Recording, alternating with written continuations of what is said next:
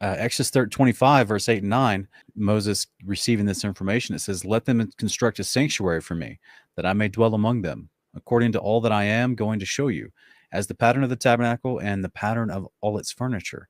Just so you shall construct it." So God, through the angels, by agency of a mediator, shows Moses on the mount here. This is one of the things that's being said to him. He's showing him the pattern of the tabernacle and all its furniture. So Yeah.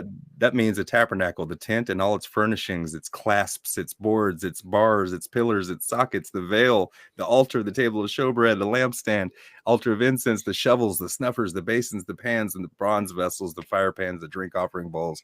It could go on and on. But all of that was patterned after what Moses literally saw in a vision of what's literally in heaven. So yeah, it would make sense that, like we see in chapters 25, 26, 27, 28 of Exodus, there's a lot of detailed instruction for how to design something, how to create something, what kind of wood to use, how to make the gold rings, all that kind of stuff. Like it's a little bit more detail than a bookshelf you get from IKEA.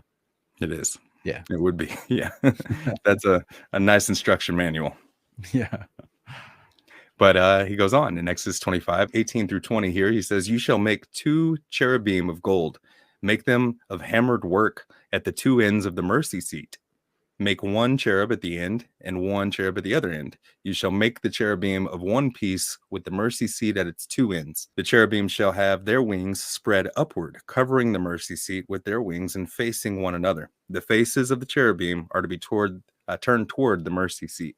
So oftentimes when we see this depicted, Sean, it's usually like the angels, both of their wings are completely like covering the top of this, the box, the ark. And it's difficult to imagine it being a seat, but that is what it's called consistently in Scripture, a mercy seat. So I like this artistry depiction that looks kind of like more a chair, more like something you could actually sit in. That's right. Yeah, it's an actual throne. It's an actual seat. Yeah. That's right. Go ahead with this one if you So will. Exodus 25 goes on in 21, 22 to say, "You shall put the mercy seat on top of the ark, and in the ark you shall put the testimony which I will give to you. There I will meet with you. And from above the mercy seat, from between the 2 cherubim which are upon the ark of the testimony, I will speak to you about all that I will give you in commandment for the sons of Israel." So exegete that real quick. What is he saying here? He's like, "Hey, this is where you're going to come talk to me, and I'm going to help you guide Israel and teach them how to quit killing each other and doing horrific things to each other." Right. Yeah. And he appears to them from above the mercy seat, from between the 2 cherubim. Right. That's cool. So is it God himself appearing? It's the Spirit of God. That's right.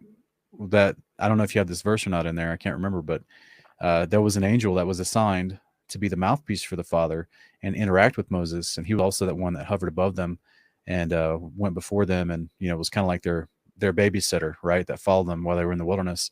And whenever he would drop down in Exodus 33, it talks about him dropping down to the tent of meeting to speak with Moses face to face.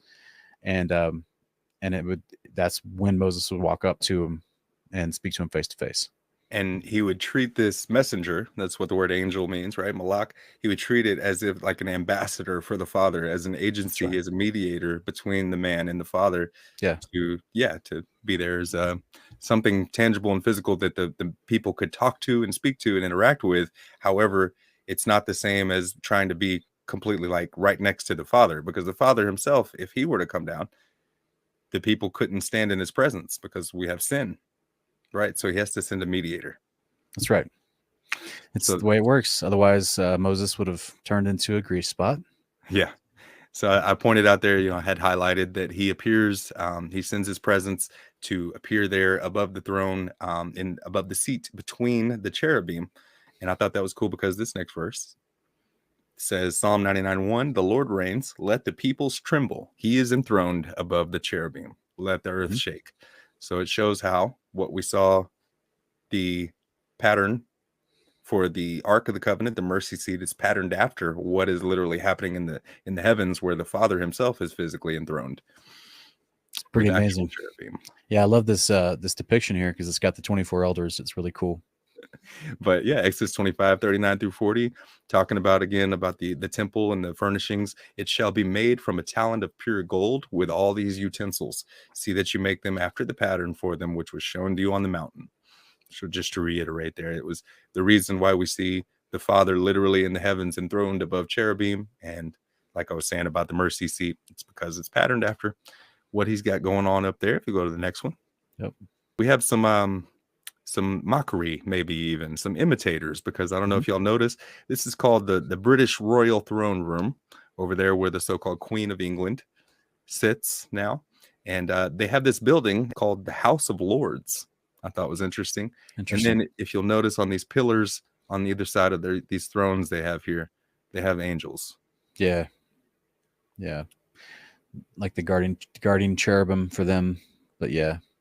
Okay, so can anybody point out anything in this one in the chat? What do y'all see that is also similar to the throne room or maybe the temple or the tabernacle of God, of the Most High God of Israel?